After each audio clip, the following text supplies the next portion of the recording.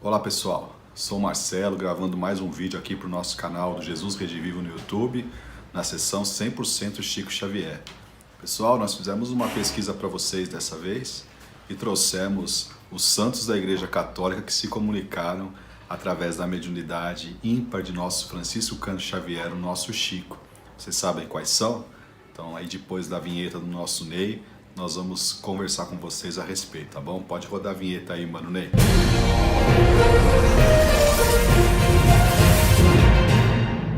Então, pessoal, durante a trajetória mediúnica do nosso estimado Chico, de praticamente 75 anos de atividade junto aos espíritos nobres, não foram poucas as entidades luminosas que ele nos trouxe alguma palavra do mundo espiritual, né, através das suas mãos, operosas no bem, né?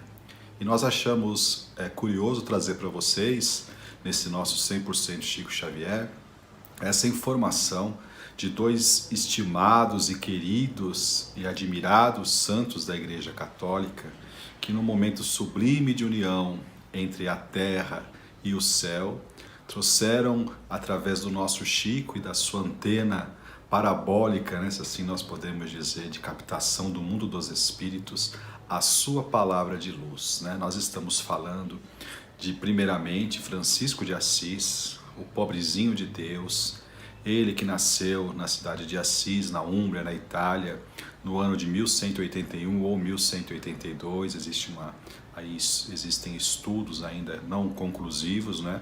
Mas que veio a desencarnar, a falecer no dia 3 de outubro de 1226, na mesma Assis. E Francisco, gente, foi uma luz numa época em que a igreja passava por uma fase muito complicada. Francisco realmente iluminou o caminho ao seu redor e aqueles que o seguiam, os franciscanos, foram, como diz Emmanuel no livro A Caminho da Luz, foram realmente representantes de Jesus naquele tempo muitas vezes sombrio e difícil para a religiosidade cristã. E Francisco de Assis, gente, vai se comunicar através do nosso Chico em mensagens psicográficas, não é? Que são endereçadas na década de 50, o ano é 1950, 51, quando da visita de Pietro Baldi, o médium espiritualista italiano que esteve no Brasil, Chico Xavier vai ter oportunidade então de grafar as palavras do admirável Francisco de Assis numa mensagem endereçada ao próprio Pietro Baldi, não é? Que está publicada num livro chamado Irmã Vera Cruz. Esse livro Irmã Vera Cruz, gente, narra traz-nos também as mensagens de Vera Cruz Leitão Bertoni, que era uma senhora que desencarnou na década de 80, 70, 80, se não me falha a memória. E nesse livro Irmã Vera Cruz, ela conta a sua trajetória e principalmente a sua ligação muito grande com os franciscanos no mundo espiritual. Desde a terra, ela admirava muito a Francisco de Assis e era ali uma seguidora, não é?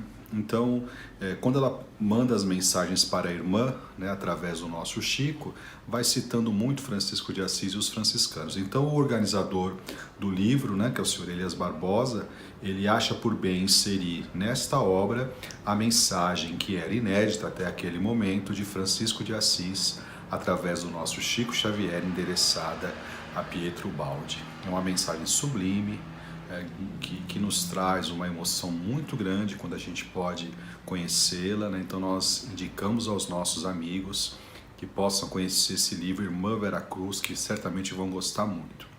A segunda mensagem também de Francisco de Assis, essa endereçada ao médium baiano Divaldo Pereira Franco, está inserida no livro O Semeador de Estrelas, que é de autoria da senhora Sueli Caldas Schubert. Então ali também consta uma mensagem de Francisco de Assis através das mãos amorosas de Francisco Cândido Xavier, que nos traz a palavra do grande santo e benfeitor da Igreja Católica e, por que não, de toda a humanidade, né? Então são duas mensagens, gente, que nos dão uma alegria muito grande ao lê-las, né? Na certeza que no mundo espiritual, mesmo estes grandes benfeitores da humanidade permanecem olhando por nós, velando por nós e certamente fazendo o possível para que a gente possa realizar o Evangelho no nosso próprio coração.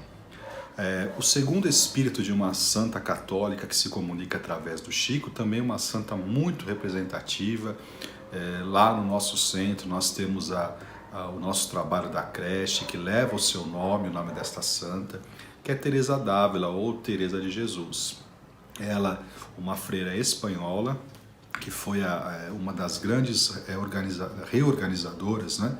Ela participou da reorganização da Ordem do Carmelo, né, em moldes mais apropriados para o segmento do Evangelho de Jesus. Ela nasceu na Espanha no século XVI, não é?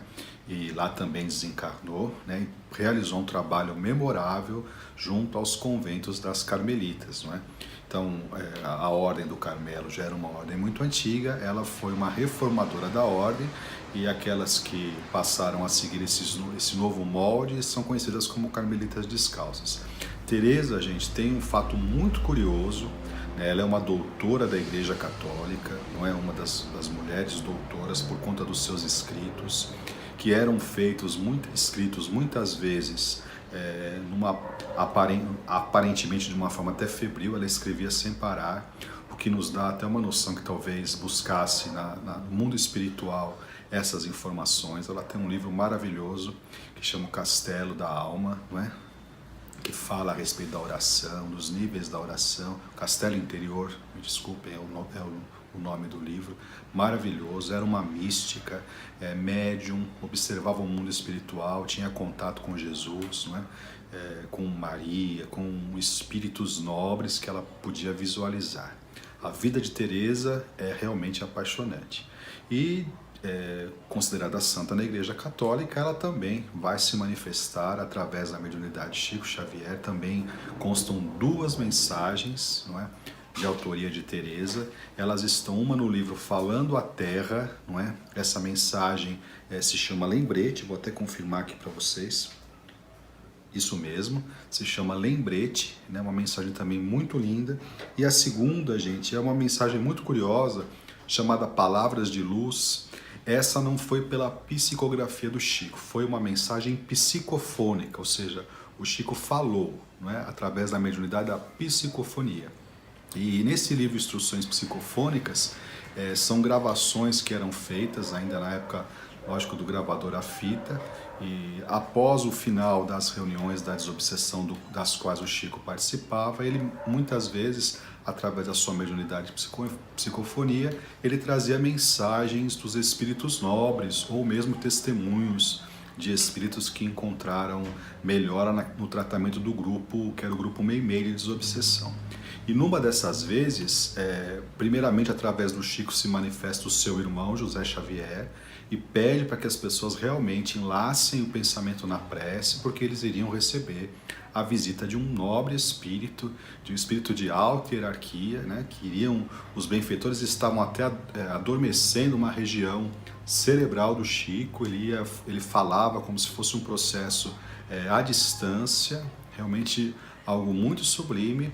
E aí os companheiros lá vão ouvir a mensagem intitulada Palavras de Luz, da nossa admirável Teresa d'Ávila, né? Então, através da voz do Chico, e mensagem essa que também foi gravada, não é? Depois foi vertida para o papel, consta lá no livro Instruções Psicofônicas, tá?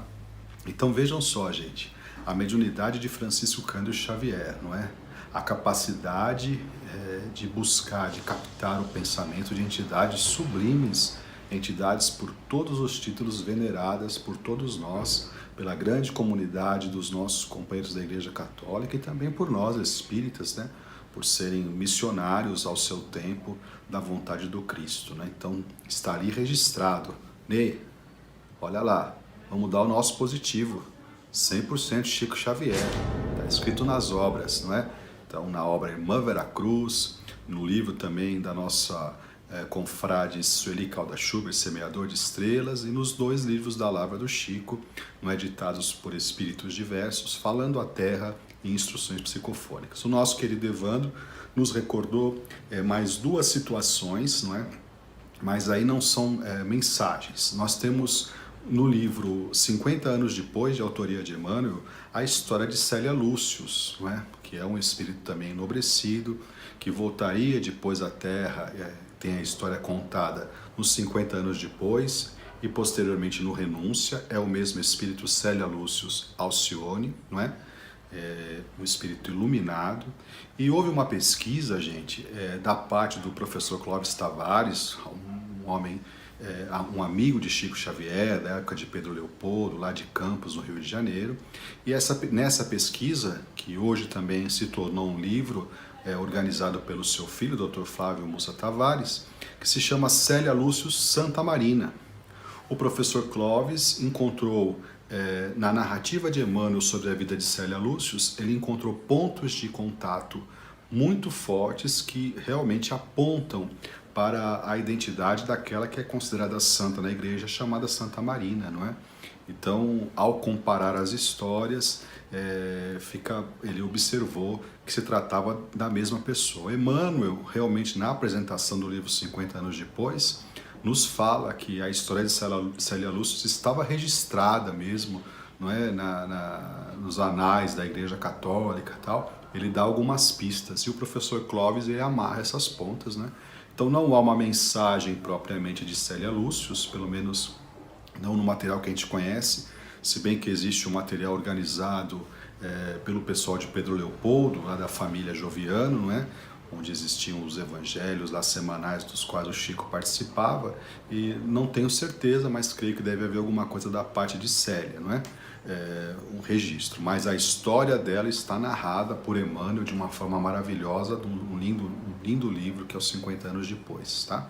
Que então, conforme a pesquisa do professor Clóvis, aponta para a identidade daquela que é venerada na igreja como Santa Marina.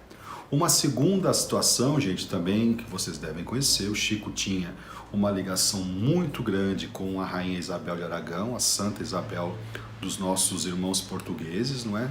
Aquela santa que transformou pão em rosa, vocês devem conhecer a história. Chico era muito ligado ao seu coração, ela lhe apareceu logo no começo da sua missão do Espiritismo, não é? Convidando a levar pães para as pessoas que precisavam lá em Pedro Leopoldo ainda, não é? É a veneranda Rainha de Portugal. E os nossos companheiros espíritas nos informam que a mesma Rainha Isabel, né, de Aragão, ela está identificada, ela aparece na obra, no best-seller espírita que é Nosso Lar, com o nome de veneranda, que é uma ministra lá da colônia Nosso Lar, um espírito campeão em serviço a Jesus, com mais de 1 milhão de bônus hora à época, né, na década de 40, já era um espírito valoroso e que inclusive, conta André Luiz, que era uma das únicas entidades em Nosso Lar que haviam visto Jesus nas esferas superiores, ela e o governador da colônia. Então, gente, aí não são diretamente mensagens, melhor dizendo, existem mensagens sim, porque veneranda ditou um livro através da mediunidade do Chico, então sim, nós podemos também dar o nosso ok, confirmando que a Rainha Santa Isabel de Aragão, né, de Portugal, também se comunica através da mediunidade do Chico, é verdade, agora nos ocorreu, não é? É que está com o pseudônimo de veneranda, não é? Mas se trata do mesmo espírito. Então é isso, gente, esses benfeitores espirituais se comunicaram conosco através da mediunidade missionária e admirável do nosso inesquecível e querido Chico. Então é aquela história, gente, na dúvida, busquem na fonte. A fonte tem sempre a água pura do ensinamento. Francisco Cândido Xavier é para nós aquele que traz as palavras de sabedoria e de luz. Jesus, Kardec e Chico Xavier, sempre com eles, sempre aprendendo, sempre buscando, certamente nós vamos crescer em direção à evolução. Muito obrigado, gente. Fiquem com Deus e até o nosso próximo vídeo 100% Chico Xavier. Valeu!